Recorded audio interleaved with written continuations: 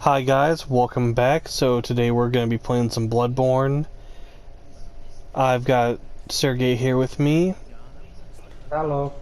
So, me and Sergey had been talking. We think when there's some games that are a little bit older, we're not really going to talk about the mechanics as much. We might give you guys like some brief, quick details on the mechanics.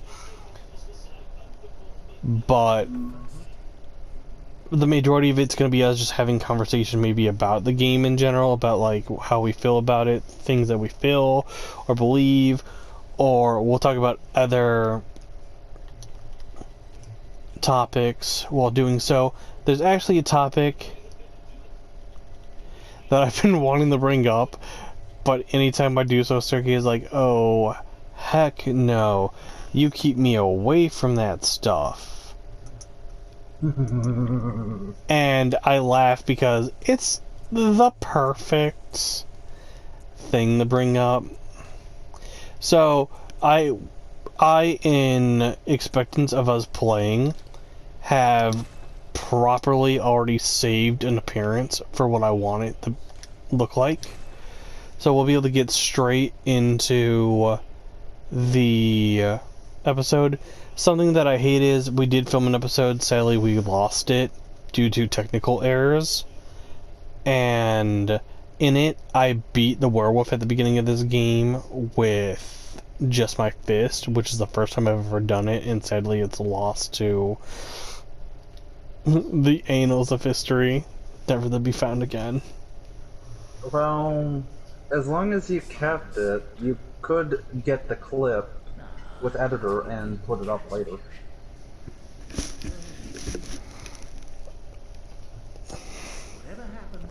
Or was it fully lost? No, I don't. Actually, I'm not sure what exactly happened.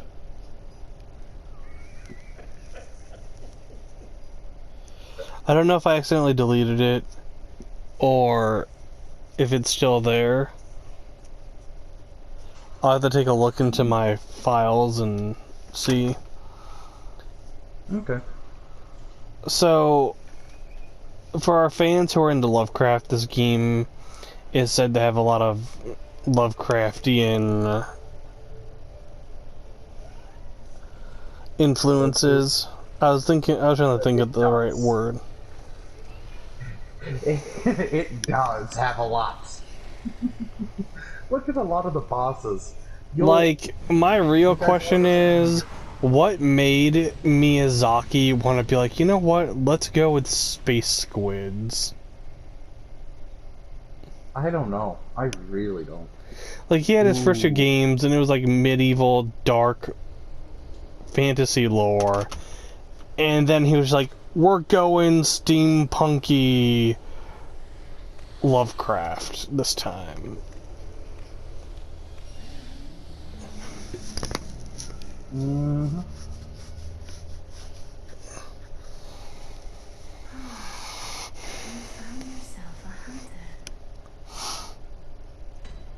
So, for anybody watching that knows what this is, or if you're coming from the future where maybe this channel's blown up and you're like, you know what, I want to take a look at their earlier content and see what it was like when they first started. Sorry about the quality. In a couple of days, it's my birthday. Sorry about the quality. And I've been wanting to bring this up. Sergey essentially forbids me from doing so. But now that we're here in the middle of a video, he can't stop me. No, I'm not helping with it. No. No. You don't. You don't have to help me. You just have to listen to me. So, at this point in time in our timeline, just a couple days ago, almost about 5 now. It was 3 days, but I don't know why I said it was about 5. But a recipe for seduction was released. Now, for those of you that don't know what a recipe for seduction is, or was, it was a movie that Lifetime made. Yes, that Lifetime, the chick flick channel.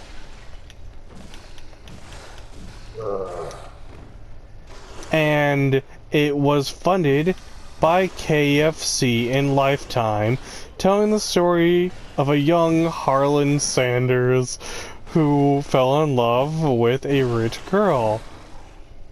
And the whole thing is like, supposedly she's supposed to marry this like billionaire to save her family from being in debt, but she's not in love with the billionaire. And so she then finds love with the new chef, Harlan Sanders, whose secret chicken recipe will change the world. All that. And I'm something. Like, there's a lot of funny moments in this little short mini film, is what it is. It's like 60 minutes long. It's essentially an episode of anime without the opening or closing. So it's like, seriously? You guys call this a mini movie? You guys should have just said that it's the beginning of a new web series or something.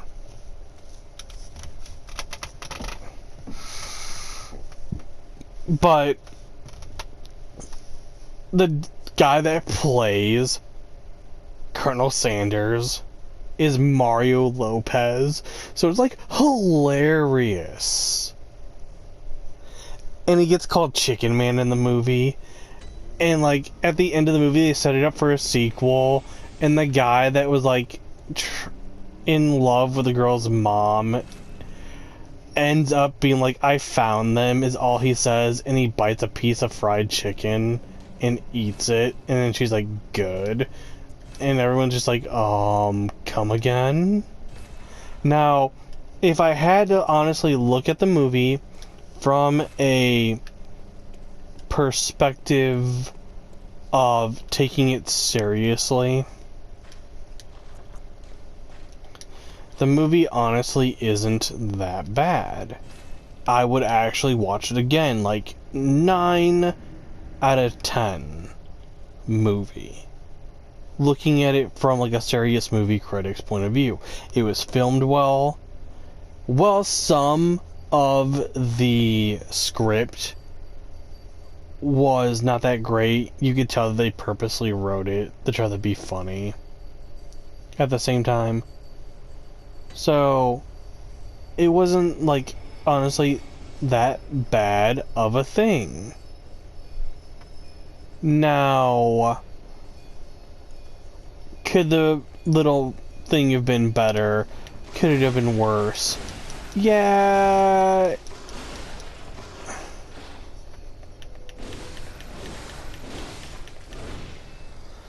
It could have definitely gone significantly better. See, Sergey doesn't even want to talk about it. He's been quiet this whole time that I've been ranting on about this movie. I like KFC. I do. But dude. Really, chick flick. Here, no. Listen. I don't like KFC. I don't. I actually hate KFC. I'm not even afraid to admit it. Okay. You want to explain? To each their own. So, I had a bad experience with KFC a few years ago. I ate it, got really sick. And ever since then, if I get KFC, I've only been able to manage to eat and not get sick from their popcorn chicken.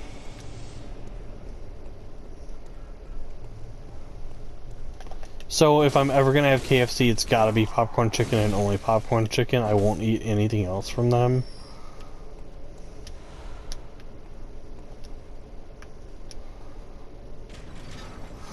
And Sergey's giving me the cold shoulder with his disapproving silence. Not disapproving silence. Back off me! Okay, there. Not a lot of people trying to kill me.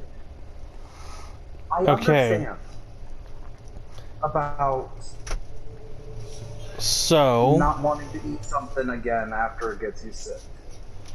And I had fish there's one a time, and now I can't eat fish at all. Because there's a of the lot of different things. There's actually a lot of things that I've got that with, and some of them are like childhood traumas.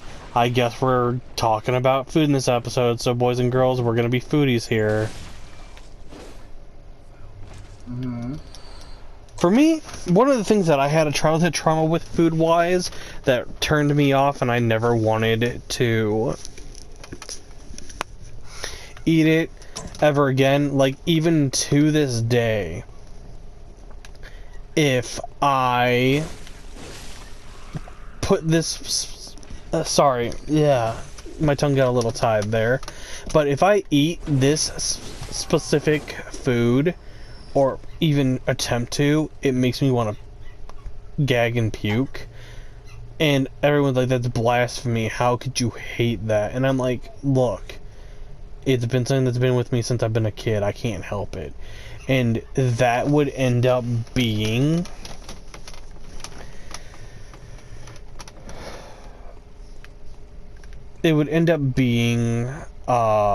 mashed potatoes. I had really bad mashed potatoes as a kid, and it turned me off of them ever since. Yeah. Like you said, each their own. Some stuff you like, I can't eat at all. Now there are And certain meals that I cannot understand how certain people don't like them. But then I can understand how some would. It's things like that that I have had in my life's experience. Such as one meal that I can't understand how some people hate, but that others like, is pizza. Like, how can not, like, pizza is one of those universal things that, like, come on, almost everyone should like pizza. There's so many different ways it can be made. You can make dessert pizzas. You can make that. So when I think people say that they don't like pizza, I don't think that they actually understand what they're truly saying or meaning by it. Because there's different ways of making it. I mean, pizza is literally and essentially just a different form of pie. Yes. I think that they've only ever tried pizza from one place that did not know how to make or made it.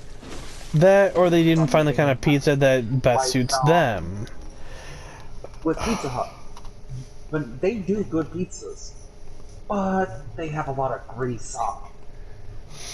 We play a game that's all about blood and gore and murdering creatures, but yet talk about food. That's today's episode, everyone. Dude, here's the thing about me. Every time I see blood, gore, zombies, stuff like that, I get hungry. I don't know why. Every time I see something, like I'm watching TV and Resident Evil, the movie comes on, I go, I could use some food. I play something like this. I see blood and gore, I go, oh. Maybe I should go get something to munch on. Oh, trust me, like, for me, it's around time for, like, my dinner from where I live. Me and Sergey live in the same state, which will be undisclosed. We're not giving that out. He lives a few cities away from me. But we live in different time zones. He's an hour ahead of me.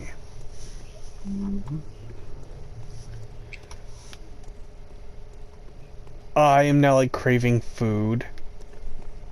So bad. So, guys, what you are about to see me do not do when you are a newbie to Souls. I am about to start doing a little bit of speed running. You guys saw me clearing a little bit of a path. Now that that little bit of a path is cleared, I can speed run the rest of the way to the boss to gain what we refer to as an insight. Insight is what allows you to do co-op. It's the cute little, as Sergey would call it, it's the cute little eye icon up in the top right corner of the screen. What? Above that is what you refer to as blood echoes. If you played Souls before, it's essentially your souls that you use for leveling up, but because it's bloodborne, you know, everything's blood themed, etc. I just been dodging this dog on and off, waiting for these people to come down these stairs so that I can...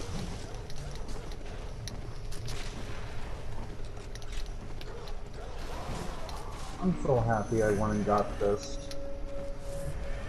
So, Sergey has started off... Sergey has started off a little off-screen. So I won't be able to see your side for a while, so it's better I get some of the stuff off and done with ahead of time.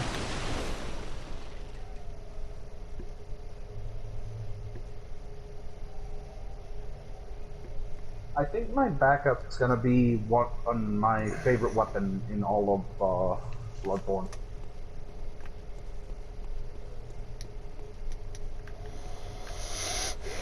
I forget if this is the way to open up the shortcut that I'm thinking of or not, but screw it, time to find out. To go get my favorite weapon though, we'll have to go down to Old Yarnum, so we can open up the way back in Cathedral Ward. Old Yarnum is actually one of those areas that I don't actually mind. Oh crap, I almost died.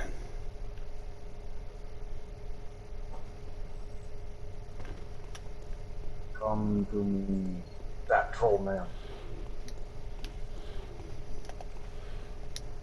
God.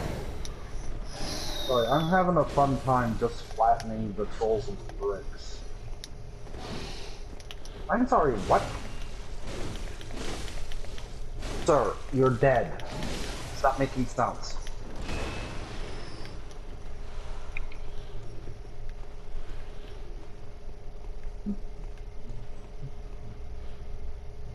Yeah. Can you guess the weapon that I'm gonna be having for second place? Come again? For a while? What happened? I'm a little lost and confused. And that's a death. Death number 1 or 2. I think it's number 2? No, it's 2 because you died to the wolf this time around. Oh yeah, that's right. Technically 2. You would see some people that say you're not supposed to die to the wolf, though a majority of players are like, oh, nah, you're purposely supposed to die to the wolf so that you can be given your weapons and everything. Yeah. It's one of those iffies. It's really like left up to the fan base to make a decision out of. So the tally, with or without, is 1 or 2. So you guys can choose if we count the death or not. It's perfectly fine, just leave it in the comments. We don't want to divide our people amongst that. I'll just count it as 2 deaths, because a death is a death in Soulsborne. Okay. We won't... we'll count it as 2, but you guys can still give your thoughts on it in the comments. Just so we have your thoughts.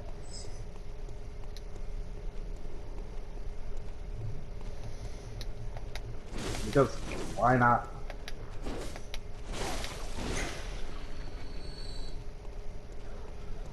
I'm sorry, if you think you could throw from this poor little...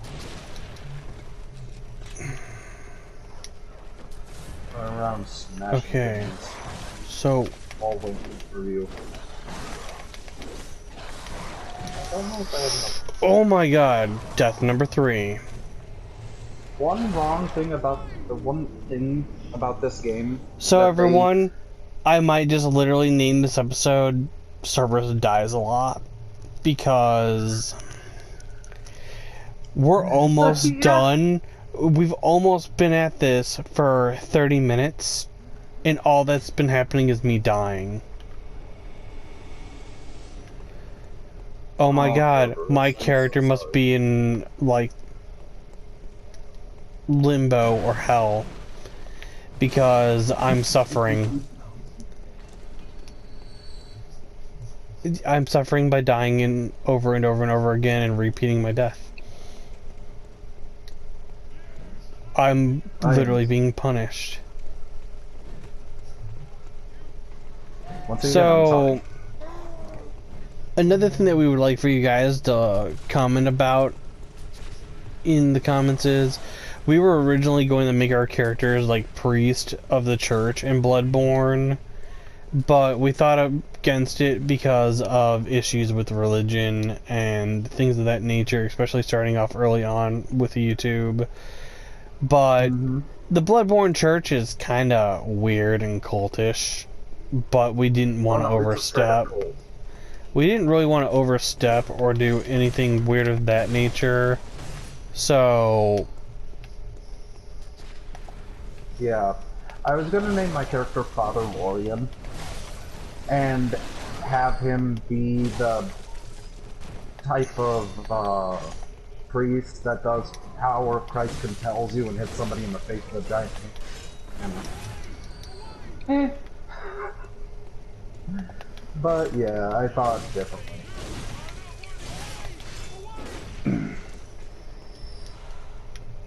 okay. If you guys get lucky, the best thing that I can do for this episode is I can end up demonstrating, at least for you guys, the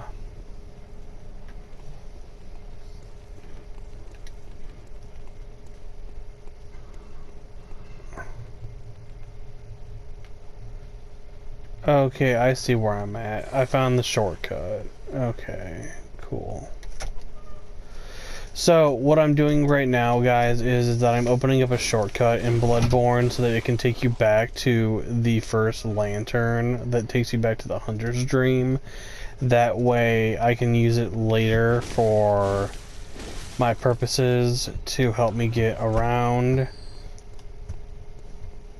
Oh, Cerberus, while you're doing that, I'm running and grabbing the safe room here. Alright.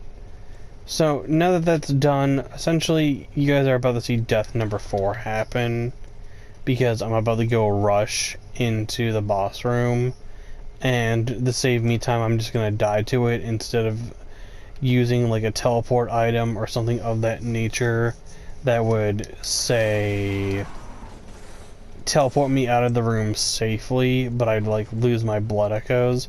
I mean, I only have 508, so if maybe you want, you could make your way and go talk to her and get the hunter marks, if you think you're up for it.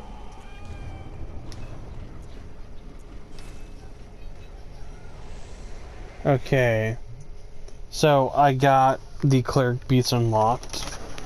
We've got about 8 minutes of this episode left. I mean, that's if we're doing, say, a 30-minute episode.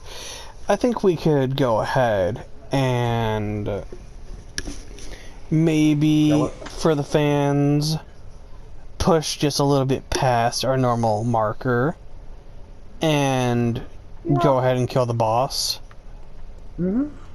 I do have to go into the Hunter's Dream really quick, though, to get my ring-a-ding-dingling. Yep. Go get your Or in the bow. words of Aaron Hansen from Game Grumps, my little bing-bong-ding-dong.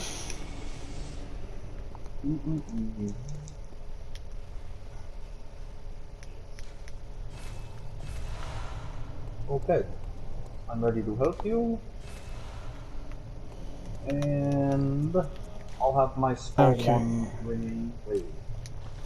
So, I don't know if you've ever noticed or not, but if you've ever looked at the pebble, did you realize that the pebble was just a petrified eye? Yeah. Yeah, I figured. So, we talked a lot about food. We've got a few minutes left before my timer's up, but we're going to go a little bit past that. We're just going to have to keep a close eye on how much further we go past to kill this beast, unless we can make it within the 7-minute mark. Which I'm pretty sure we can. Because it's just me ringing a bell, Sergey coming through, and then Sergey helping me clear a path to it. Which I've already got the shortcut open, so it's just a quick little trip there, so we more than likely will have this within our normal time perspective. I'm ringing my bell now. I'll come in with the saw spear and then show off the weapon I'm going to be using most of the time. So guys, there will be a lot of things, well, not a lot. I say a lot. It's all about perspective yet again, but there's going to be some things done off screen, such as grinding to become stronger, because some of these bosses can be ridiculous if you don't have enough level put into you. And I'm after a specific weapon, but you don't get it until a certain point in game, or you have to do a quest line or kill an NPC to acquire it. I really don't want to kill the NPC, even though I don't like them. So what I'm going to do is I'm going to talk about a mechanic here that some people may not have known about, because I didn't know about it for a while when I was playing Bloodborne. So in the Thimaru Chalice dungeons, you can actually create something known as a false depth, where you go to a harder version of the dungeon or a lower version of the dungeon, but you can do it early on in game. It's an easy and awesome, well, not easy, I should say, but it's actually a really awesome way to level up really early on and get a decent amount of souls and etc. that way. One shot his ass, okay. And the weapon I plan on using for this particular build and giving a try, it will be my first time doing so, will actually be accessible once we're able to do those dungeons. So once we gain the availability to do so, we will.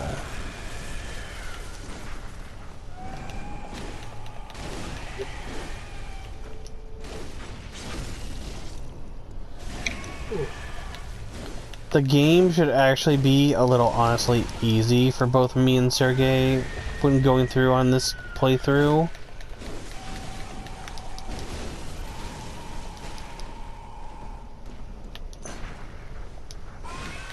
Yeah.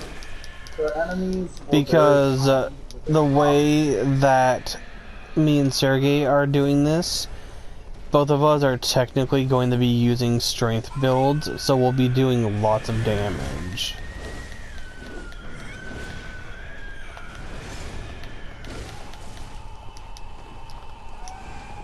Yeah, the enemies were kind of rough, and I've gotten quite a few upgrade materials, both my party plus 2. Man, this thing's yelling is annoying.